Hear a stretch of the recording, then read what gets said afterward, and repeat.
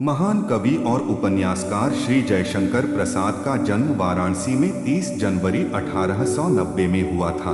छायावाद की बृहत्त्रयी के शीर्ष व्यक्तित्व वाले जयशंकर प्रसाद हिंदी के उन अग्रणी कवि, कथाकार और नाटककारों में हैं जिन्होंने इतिहास और पुराण के संदर्भों के आलोक में आधुनिक चिंतन धारा को गतिमान बनाया और कविता में विचार तत्व को प्रमुखता से उभारा।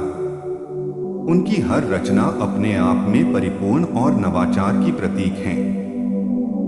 आइए जानते हैं इनके विचार। सौभाग्य और दुर्भाग्य मनुष्य की दुर्बलता के नाम हैं। मैं तो पुरुषार्थ को ही सबका नियामक समझता हूँ। पुरुषार्थ ही सौभाग्य को सींचता है। दो प्यार करने वाले हृदयों के बीच में स्वर्गीय ज्योति का निवास होता है। इस भीषण संसार में एक प्रेम करने वाले हृदय को दबा देना सबसे बड़ी हानि है। संसार में छल, प्रवंचना और हत्याओं को देखकर कभी कभी मान ही लेना पड़ता है कि यह जगत ही नरक है। अत्याचार के श्मशान में ही मंगल का, शिव का, सत्य सुंदर संगीत का शुभारंभ होता है। अर्थ देकर विजय खरीदना देश की वीरता के प्रतिकूल है। जीवन की सबसे बड़ी उपलब्धि है प्रसन्नता। यह जिसने हासिल कर ली उसका जीवन सार्थक हो गया। संदेह के गर्त में गिरने से पहले विवेक का अवलंबन ले लो। प्रमाद में मनुष्य कठोर सत्य का भी अनुभव नहीं कर सकता। मानव के अंतरतम में कल्याण के देवता का निवास है। उसकी संवर्धना ही उत्तम पूजा है। विधान की स्याही का एक बिंदु गिरकर भाग्यलिपि पर कालिमा चढ़ा देता है। सहनशील होना अच्छी बात है, पर अन्याय का विरोध करना उससे भी उत्तम है। स्त्रियों का हृदय अभिलाषाओं का, संसार के सुखों का क्रीड़ा स्थल है। स्त्री जिससे प्रेम करती है उसी पर सर्वस्व वार देने को प्रस्तुत हो जाती है। उत्पीड़न की चिंगारी को अत्याचारी अपने ही अंचल में छिपाए रखता है। अन्य देश मनुष्यों की जन्मभूमि है, लेकिन भारत मानवता की जन्मभूमि है।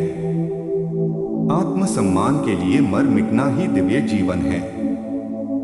अपने कुकर्मों का फल चखने में कड़वा, परंतु परिणाम में मधुर होता है।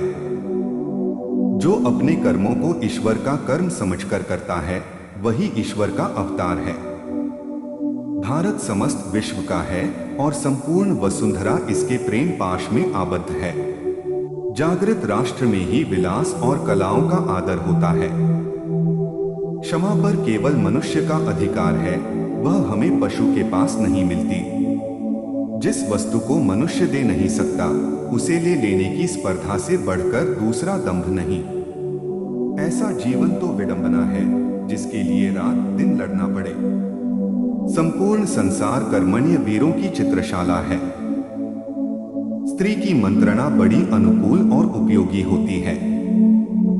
वीरता जब भागती है तब उसके पैरों से राजनीतिक छलछद्म की धूल उड़ती है। जिसकी भुजाओं में दम न हो उसके मस्तिष्क में तो कुछ होना ही चाहिए। कभी कभी मौन रह जान बुरी बात नहीं है। प्रत्येक स्थान और समय बोलने योग्य नहीं रहते। व्यक्ति का मान नष्ट होने पर फिर नहीं मिलता। जीवन विश्व की संपत्ति है। सोने की कटार पर मुक्त होकर उसे कोई अपने हृदय में डुबा नहीं सकता। प्रश्न स्वयं कभी किसी के सामने नहीं आते। संसार ही युद्ध क्षेत्र है। इसमें पराजित होकर शस्त्र अर्पण करके जीने से क्या लाभ। राजसत्ता सुव्यवस्था से बढ़े तो बढ़ सकती है, केवल विजयों से नहीं।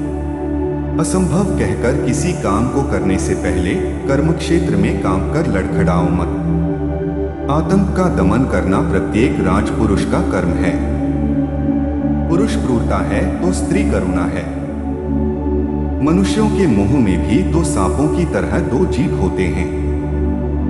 मानव स्वभाव दुर्बलताओं का संकलन है। हृदय का सम्मिलन ही तो ब्याह है।